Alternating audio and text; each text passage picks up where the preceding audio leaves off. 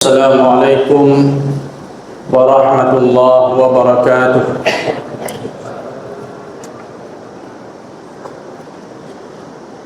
Alhamdulillah alladzi hadana lihada wa ma kunna linahtadiya laula an hadana Allah. Ashhadu an la ilaha illallah wahdahu la syarika lah. Wa ashhadu anna Muhammadan abduhu wa rasuluh. Allahumma salli wa sallim ala nabiyyina Muhammad wa ala alihi wa sahbihi ajma'in. Amma ba'd.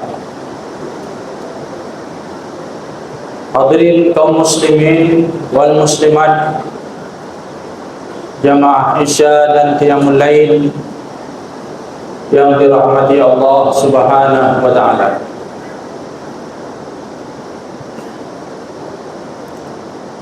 Al-Imam Muslim rahimahullah dalam kitab sahihnya meriwayatkan dari Aisyah radhiyallahu anha, beliau berkata, kana Rasulullah sallallahu alaihi wasallam idza dakhala al-'ashru ahya al-laila wa ayqadha ahlahu wa jadda wa shadda al-mi'zar. Yang artinya Rasulullah sallallahu alaihi wasallam apabila memasuki 10 yang terakhir di bulan Ramadan, Nabi menghidupkan malamnya dengan beribadah kepada Allah. Maksudnya Rasulullah tidak tidur,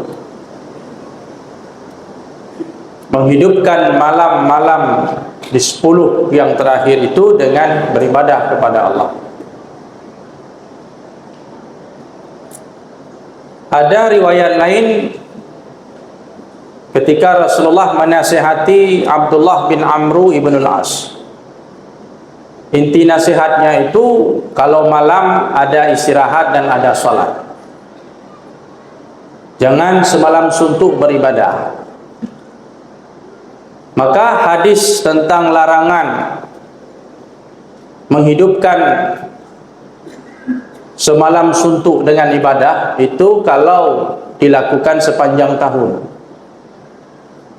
Setiap malam orang itu tidak tidur, hanya sholat saja. Ini dilarang. Dan Rasulullah pun di waktu-waktu yang lain selain 10 yang terakhir itu, Rasulullah tidur, istirahat dan sholat. Setelah sholat Isya, Nabi tidur, kemudian bangun tengah malam, melakukan sholat, kemudian istirahat lagi dan seterusnya. Dan itu adalah sebaik-baik petunjuk.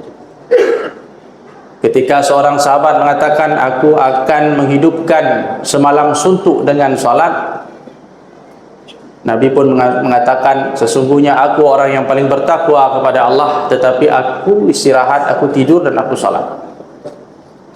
Jadi larangan itu kalau dijadikan itu kebiasaan setiap hari sepanjang tahun. Adapun mengkhususkan 10 hari yang terakhir di bulan Ramadan, ini memang ada petunjuk dari Nabi sallallahu alaihi wasallam, dan Nabi melakukan itu. Menunjukkan 10 hari ini adalah waktu yang istimewa, yang seharusnya setiap mukmin yang melaksanakan ibadah Ramadan meningkatkan ibadahnya di 10 yang terakhir ini, karena ini merupakan puncak klimaks dari ibadah Ramadan. Kemudian Nabi sallallahu alaihi wasallam wa aiqadha ahlah, membangunkan keluarganya, membangunkan istri-istrinya, anaknya, menantunya, ahli baitnya untuk sama-sama beribadah kepada Allah Subhanahu wa taala.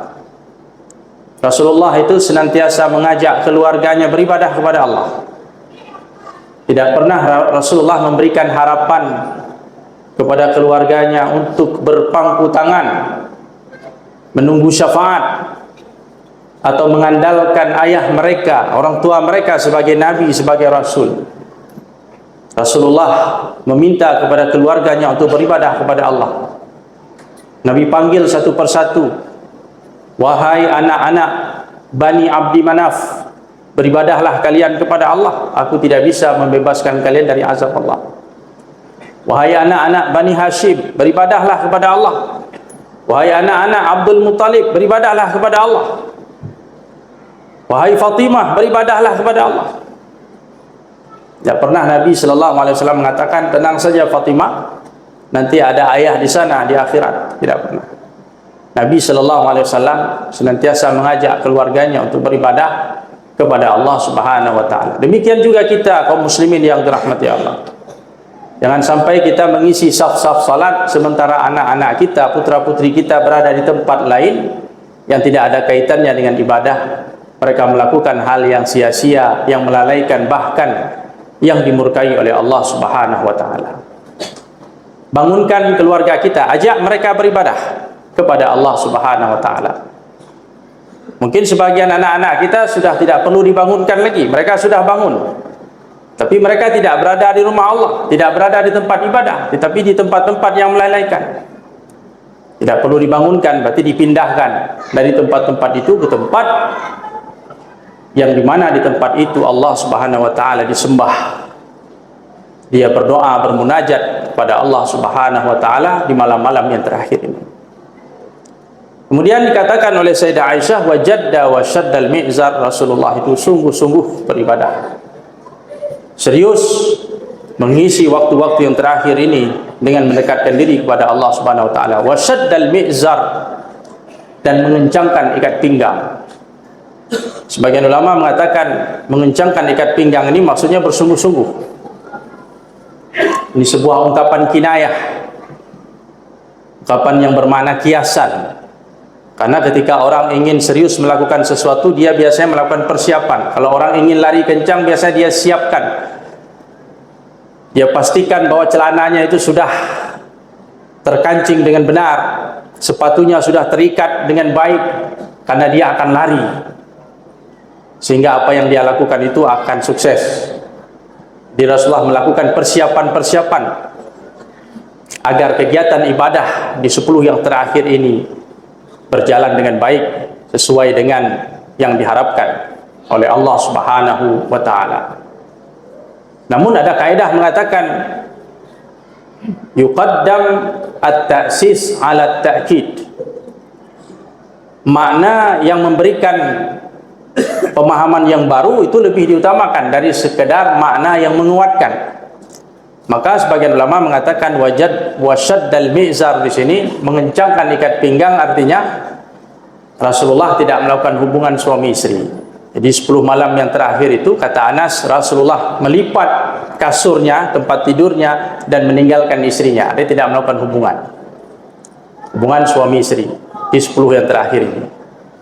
Jadi inilah diantara petunjuk Nabi SAW dan para sahabatnya di 10 yang terakhir, di mana ini menjadi contoh tauladan bagi kita semua, dan kita patut bercermin dari apa yang dilakukan oleh salafus salih, bagaimana mereka menjalani ibadah Ramadan. Marilah kita kembalikan ibadah Ramadan kita seperti wajahnya yang asli, wajah Ramadan ketika Ramadan itu disyariatkan oleh Allah Subhanahu wa taala dan Rasulnya. Bukan ibadah Ramadan yang mungkin sudah terkontaminasi oleh adat-adat tradisi kita, oleh kebiasaan-kebiasaan kita. Kembalikanlah Ramadan itu kepada wajahnya yang asli, agar kita mendapatkan ridha dari Allah Subhanahu wa taala dan target menggapai ketakwaan itu dapat kita raih. Oleh karena itu kaum muslimin yang dirahmati Allah, kalau kita bercermin kepada prinsip yang diajarkan atau konsep yang disebutkan oleh Allah di dalam surah Fatir ayat 32, bahwa umat Nabi Muhammad ini dalam menyikapi ibadahnya kepada Allah, dalam konteks ibadah Ramadan, dalam menyikapi Ramadan misalnya, umat ini terbagi 3. Yang pertama, zalimun li nafsih. Ada di antara umat ini yang zalim terhadap dirinya. Dia biarkan Ramadan itu berlalu tanpa arti, tanpa makna. Dia tidak beribadah kepada Allah, tidak melakukan ibadah wajib, apalagi ibadah-ibadah sunnah. Ini adalah orang yang zalimun li nafsih, kata Allah. Dan ada di antara umat yang muqtasid. Muqtasid ini artinya orang yang melakukan suatu kebaikan itu seadanya. Dalam istilah lain, dia beribadah secara minimalis. Syekh As-Sa'di mengatakan ini orang beribadah yang wajib-wajib saja. Kalau salat 5 waktu saja. Kalau puasa Ramadan saja. Tapi dia lakukan dengan benar, dengan baik. Dan dia meninggalkan yang diharamkan oleh Allah Subhanahu wa taala. Namun yang menjadi harapan kita semua, dan ini adalah suatu yang ideal, kita menjadi golongan yang ketiga, kata Allah, yaitu sabiqun bil khairati biiznillah. Orang-orang yang berlomba-lomba dalam kebaikan. Tidak hanya melaksanakan ibadah-ibadah yang diwajibkan, tapi juga memperkaya ibadah-ibadah wajib itu dengan ibadah-ibadah sunnah yang dianjurkan. Sehingga kita mendapatkan banyak kebaikan. Alangkah ruginya kita memasuki bulan suci Ramadan, mental kita adalah mental minimalis. Beribadah seadanya, cukup dengan apa yang ada, dengan yang wajib saja. Ini rugi, karena Ramadan ini adalah kesempatan yang tidak datang setiap saat, dia setahun sekali. Di mana pahala, kebaikan, rahmat, ampunan Allah diobral, diberikan secara melimpah di bulan ini. Kalau mental kita mental minimalis, rugi. Maka memasuki bulan Ramadan itu harus dengan semangat kompetisi, sabiqun bil khairat, berlomba-lomba dalam kebaikan, apalagi di 10 yang terakhir, di mana di dalamnya diduga kuat Allah memberikan Lailatul Qadar, yang apabila kita melakukan ibadah di dalamnya seperti kita beribadah 1000 tahun, kalau diakumulasikan itu sekitar 83 tahun. Kalau malam itu kita bisa membaca 1 juz Al-Quran, nah, itu sama artinya kita selama 83 tahun kita baca setiap malam 1 juz Al-Quran dengan istiqamah. Sulit rasanya istiqamah setiap hari membaca 1 juz selama 83 tahun. Siapa yang sanggup itu? Kalau kebetulan malam ini misalnya Lailatul Qadar, dan malam ini kita memberikan 20.000 sedekah, entah kepada fakir miskin atau anak yatim atau rumah Allah, 20.000, seolah-olah 83 tahun. Setiap malam kita bersedekah 20.000, itu istiqamah. Jadi bertambah usia ibadah kita, hadirin yang dimuliakan Allah. Usia kita mungkin 60 tahun, tapi usia ibadah kita bisa melampaui itu apabila Lailatul Qadar ini kita dapatkan.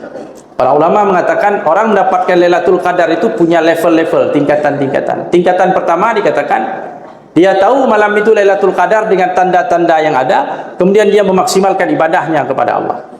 Ini yang paling tinggi. Yang kedua adalah orang yang memaksimalkan ibadahnya di malam itu meskipun dia tidak tahu itu Lailatul Qadar. Mungkin di antara kita sudah 20 tahun menjalani ibadah Ramadan, 20 tahun dia sudah mendapatkan Lailatul Qadar, tapi dia tidak pernah sadar kalau itu Lailatul Qadar. Dan dia nanti akan mendapatkan ganjarannya di sisi Allah Subhanahu wa taala.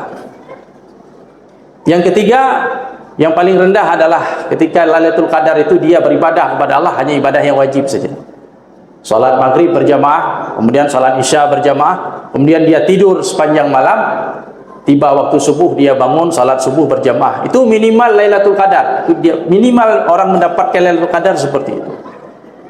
Dan orang yang paling rugi adalah orang yang Lailatul Qadar lewat berlalu sementara dia tidak beribadah kepada Allah, baik ibadah itu ibadah wajib maupun ibadah-ibadah yang disunnahkan. Inilah orang yang paling rugi, orang yang mendapati Ramadan tapi dia tidak mendapatkan ampunan dari Allah Subhanahu wa taala. Mudah-mudahan Allah senantiasa memberikan kemudahan, kekuatan, taufik dan hidayahnya kepada kita semua sehingga kita dapat menuntaskan ibadah Ramadan ini dengan baik dan kita mendapatkan predikat takwa di sisi Allah Subhanahu wa taala. Demikian fa'tabiru ya ulil albab la'allakum tadhakkarun. Billahi taufiq wal hidayah. Wassalamualaikum warahmatullahi wabarakatuh.